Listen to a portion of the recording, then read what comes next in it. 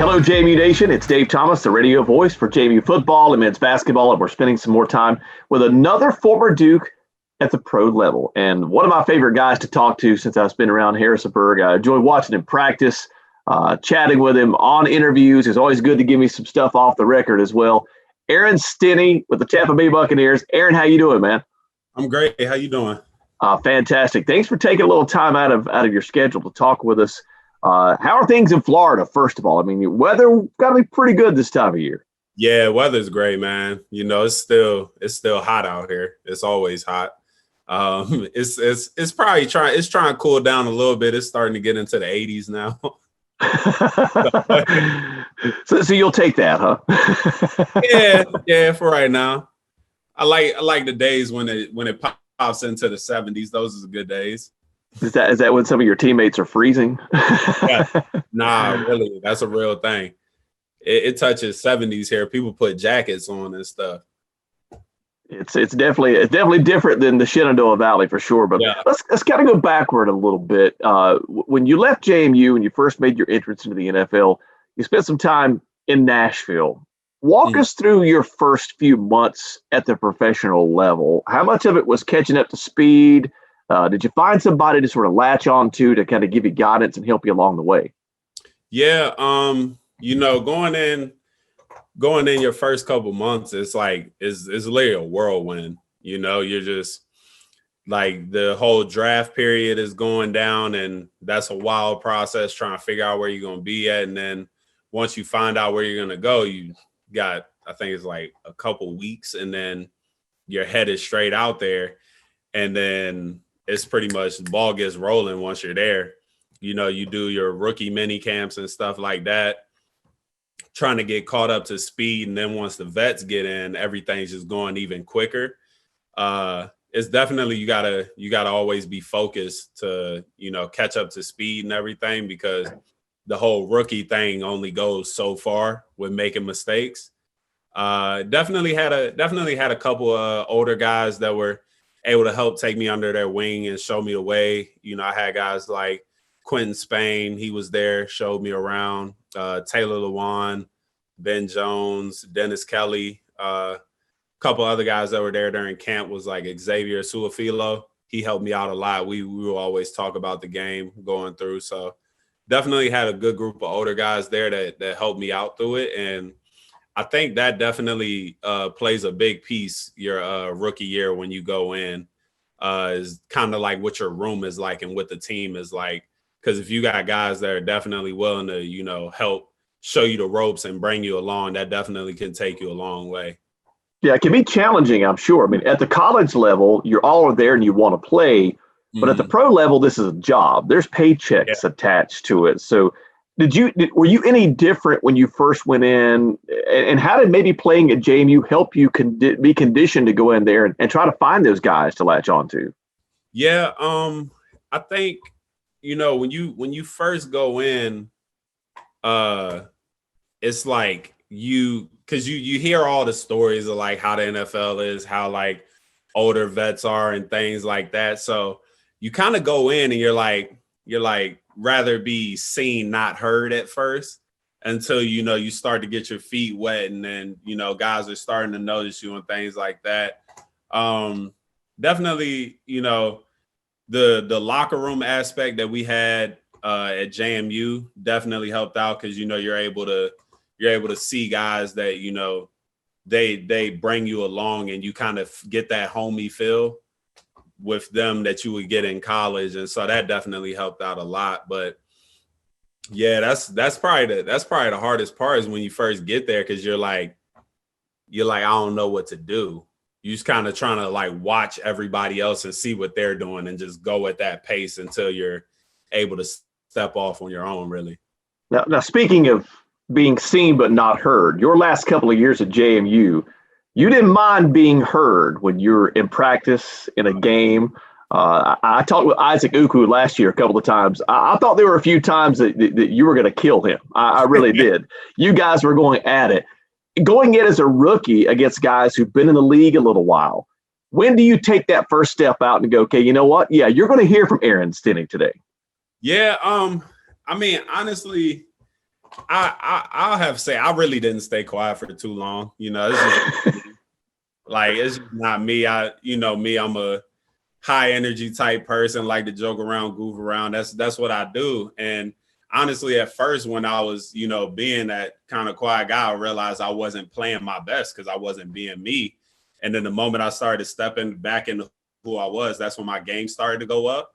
And I mean, honestly, once you get in and you start going against these older guys and people that's there, and you're doing well against them, you start to realize like, yeah, you know what, I'm here for a reason. I'm able to go ahead and do this. I can battle with the best of them.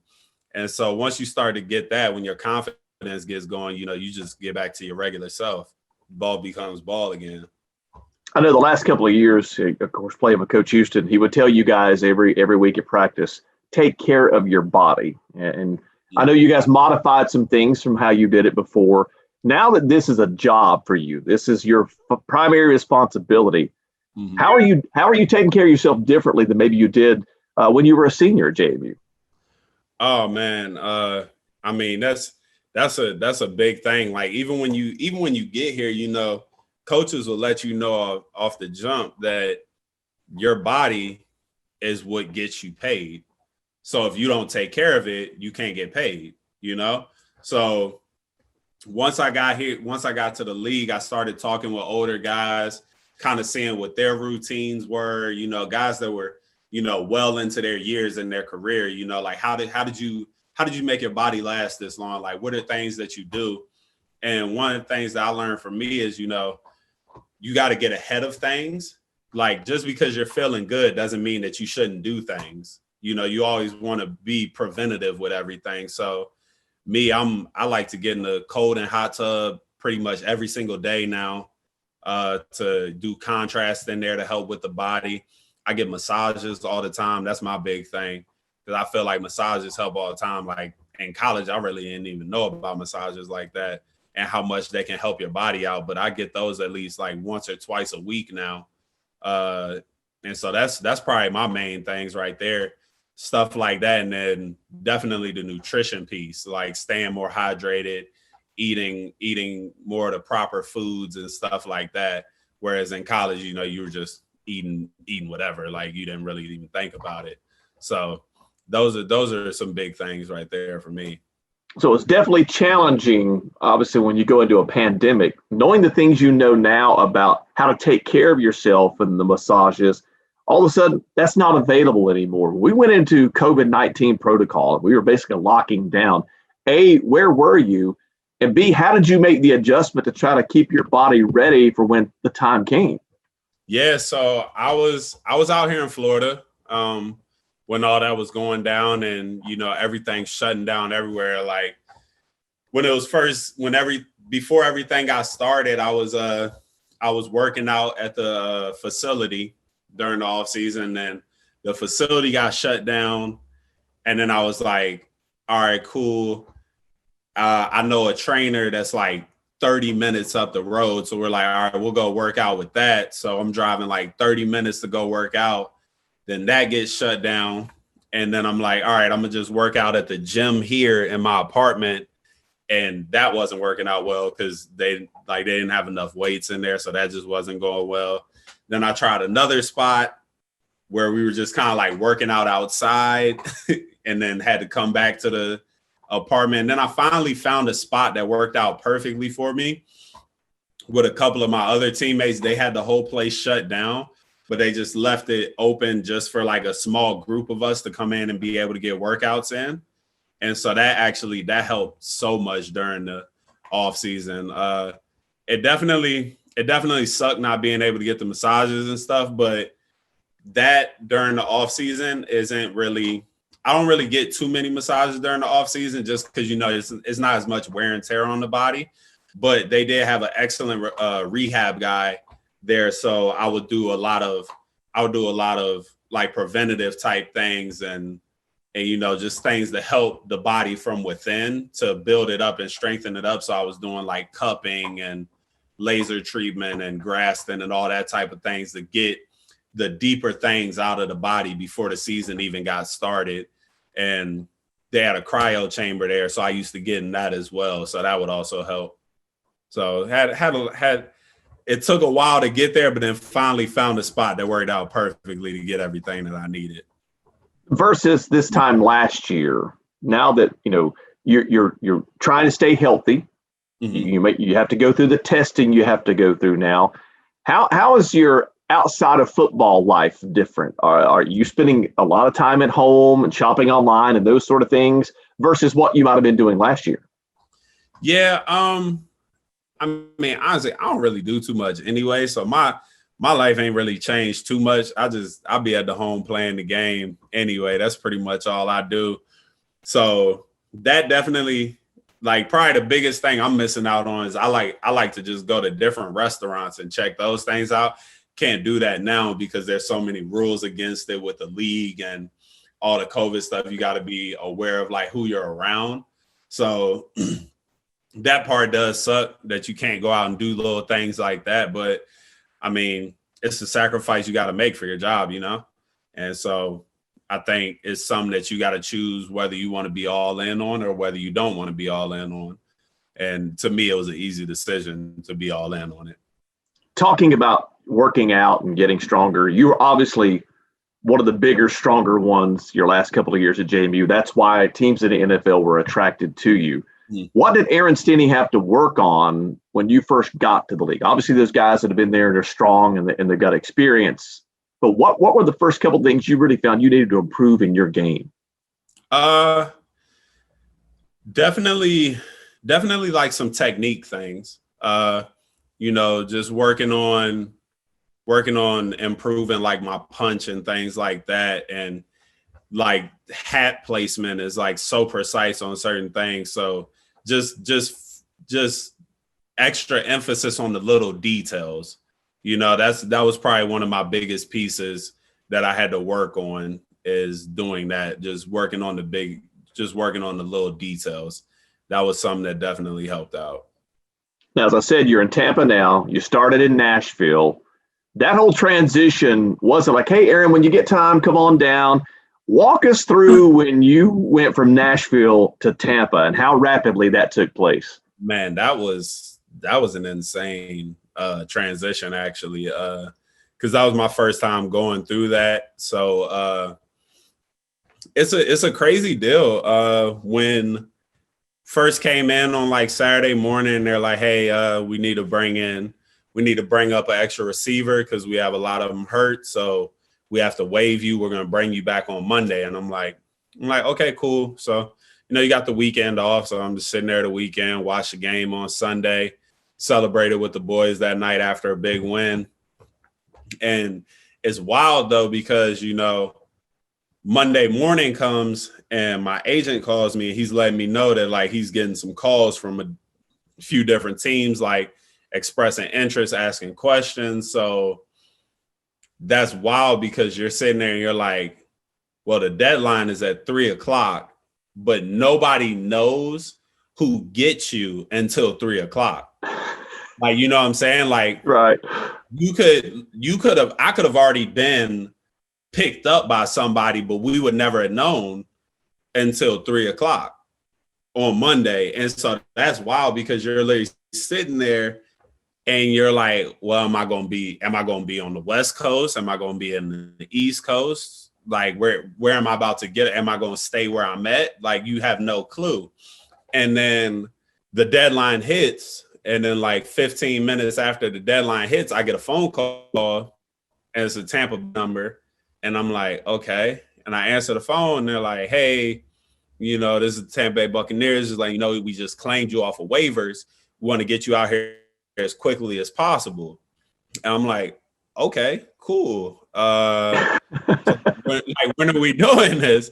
And they're like, yeah, we're going to see if we can get you on a flight out here tonight. And I'm like, tonight? It's 3:00 already. You know what I'm saying? But I mean, like if they wanted to get me out there that night, then I had to hurry up and get some stuff figured out. Luckily, there wasn't any flights that night because then I was able to actually like pack up, get stuff figured out with my puppy because I had to get people to like watch him while I was gone for a bit. But man, I was like, the next day came, I was on a flight at 6:00 in the morning to get out here on Tuesday, which is the off day, go through all my physicals, get my surface, all that type of stuff. Then boom, I'm at meetings and practice the next day. It's rapid. It's quick fire. So, sounds like it's a pretty quick transition for you. Now, who's the first person you called after Tampa Bay calls you and says, "Hey, we picked you up off waivers"?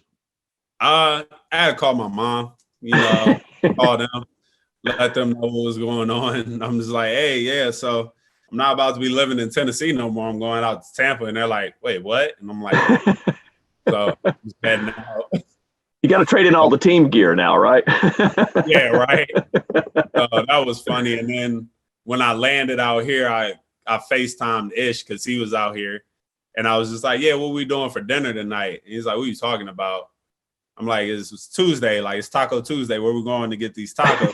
He's like, bro, what are you saying? And then, like, let him know that I was out there. So it was cool, though, to be able to have some guys out here that I actually knew beforehand. So that, that definitely helped with the transition as well. Makes it a little bit easier to get acclimated and probably meet new people and go through the process for sure. Aaron Stinnie's with us now with the Tampa Bay Buccaneers. Of course, a lot of attention came to your team this year in the offseason. Tom Brady signs there. Rob Gronkowski comes there. As a team, were you guys talking and texting to each other much about that? Were you paying much attention to that at all? What's an offseason like for you as far as keeping up with what's happening with your team and who they're acquiring? Yeah, I mean, that's definitely something that you pay attention to because it's going to directly affect, what you have going on. So, seeing things like that going on, the excitement, the expectations are continuing to rise, with everything that's going on. And as you're seeing all that happening, you're like, all right, we shaping up to build something special, so you start to get your mindset right for that, start to know what to expect, know what's going to go on and what's going to happen. So that's definitely something that you do pay attention though, because, it plays a very direct role in your life, How much did going through coaching changes at JMU help you make the transition from Tennessee to Tampa Bay and different verbiage and styles and all that? Because sometimes changing coaches can be difficult for players to adapt to. You went through it here at JMU. How did that help you? Oh yeah, man, that made things a breeze. I had a different coach all 5 years.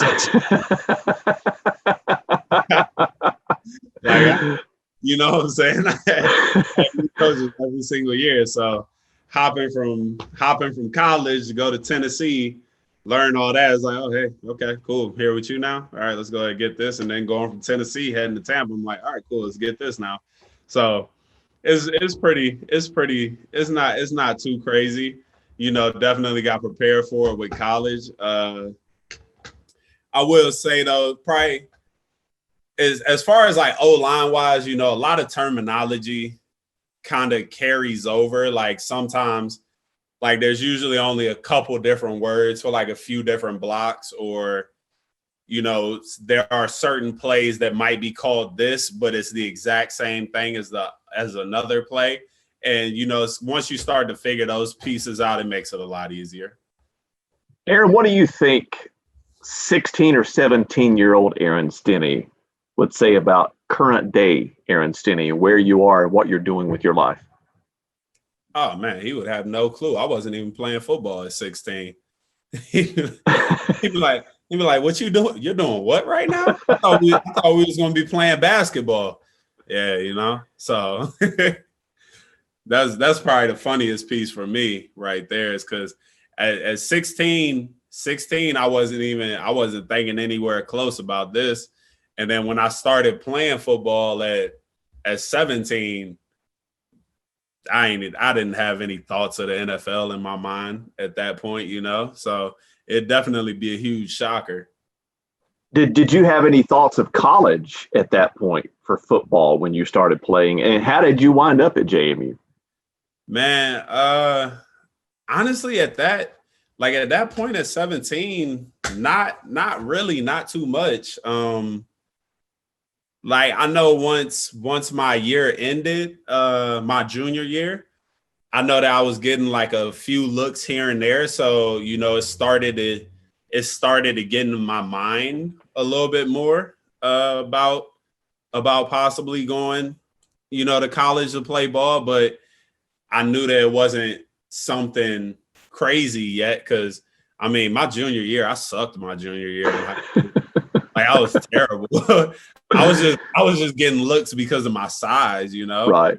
And then came out and had a ball out year my senior year. But I mean, honestly, I ended up at JMU because they was the only team that really took a shot on me. Got to the end of my senior year, and we were in basketball season actually, and JMU didn't even have any more scholarships left, but Mickey and them had heard about me. So they came to my basketball practice to like check me out. And my coach was like, yeah, so you got some football coaches here, like put on a show. So I put on a show. I was like dunking all over the place, 360 versus everything, just to show off the athleticism. And then they let me know that they wanted me to come be a part of them, but they didn't have any scholarships left. So they gave me what they had left, which was like 5%, which was like a couple $100. I was to get like a book, really. And so that's how I ended up at JMU. But it's an incredible story there, Aaron, when you think about it, in a short period of time, from your senior year of high school to now being on the Tampa Bay Buccaneers. Yeah. For kids who, I mean, there are kids out there who play their entire life and they focus and work on it so hard. What do you tell kids who want to end up where you are about the commitment and the sacrifice and all the things that it's taken from you? And again, you've done it. You have the size, obviously, but it took mental strength and it took physical strength. So what do you tell kids who want to end up where you are right now?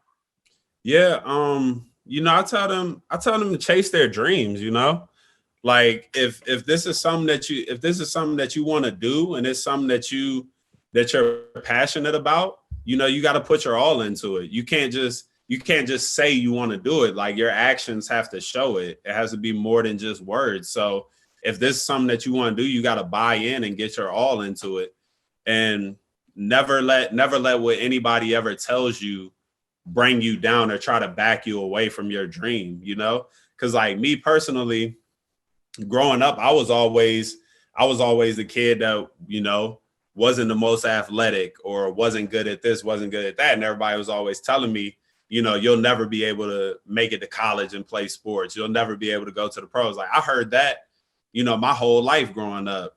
Even when I was in college, everybody was still talking about, oh, you'll never go to the pros. Like, so things like that, when you hear that, you want to keep that and put that as a chip on your shoulder and let that drive you even more.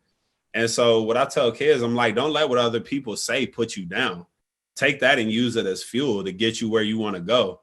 And if something that you really want to do, you got to work at it. You got to make the sacrifices. You can't always be going out and, doing what your other friends are doing when they don't have the same kind of goals. You want to surround yourself with like-minded people. That way you can push each other. And so that's kind of what I did. And, that's what I try to help the younger guys out with as well when they want to talk about things.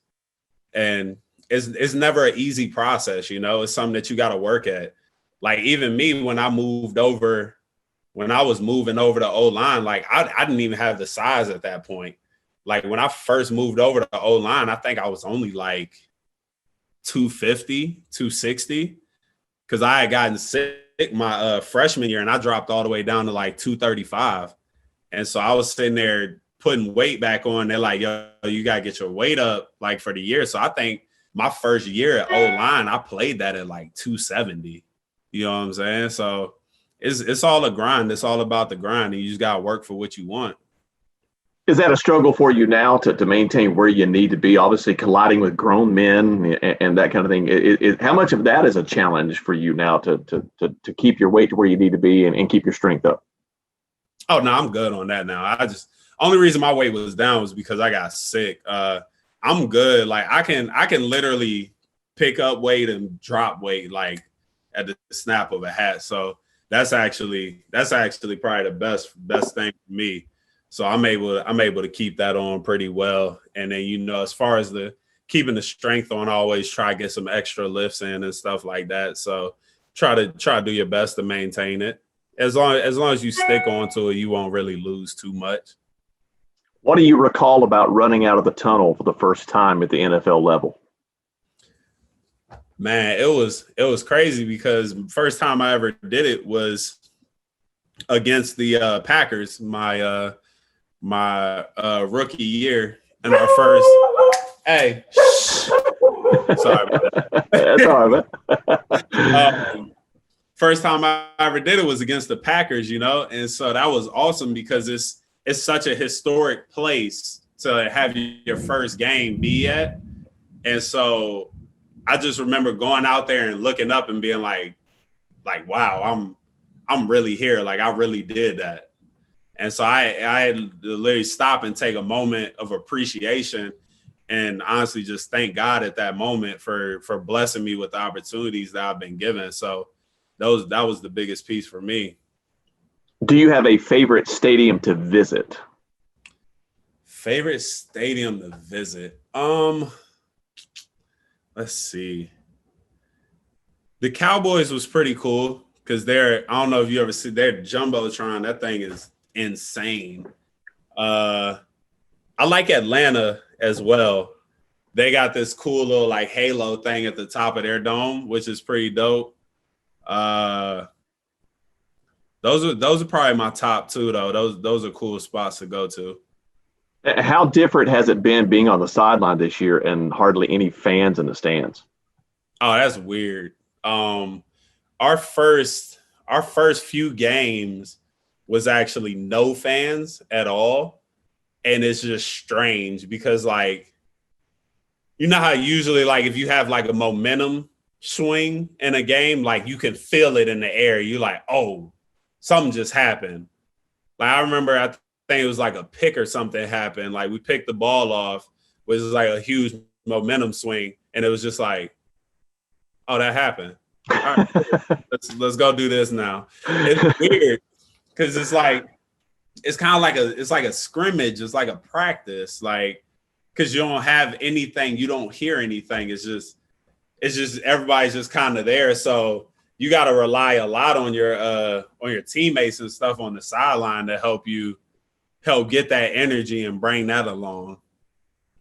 Last question for you, Aaron. We appreciate your time today. How much are you able to keep up with the Dukes in season when they're playing in the fall and you're playing in the fall? And how much are you talking to guys like Raven, who you guys beat pretty badly this past week, or Ish, who's now in Carolina on the practice squad? How much are you keeping up with your former teammates? Yeah, I keep up with my guys all the time. You know, when they're playing against somebody and I'm able to hop on and watch, I always hop on and watch. You know, we always text, always hop on FaceTime with each other. So definitely stay close together. You know, those are my guys. We done been through the thick of everything together. So definitely stay in touch with them. Honestly, Raven was actually out here with me the whole time during the little quarantine period. So he was out here in Florida the whole time with me. But it's always good. I love to keep in touch with my guys and watch everything that they're doing and cheer them on. Well, man, JMU Nation is super proud of what you've been able to do, again, in such a short period of time. It's remarkable when you hear that story, how quickly you've made that turn. But best of luck, best of health to you, our best to your family as well. Man, we just appreciate you being generous with your time today, knowing that we're pulling for you all the time. Thank you. Appreciate that.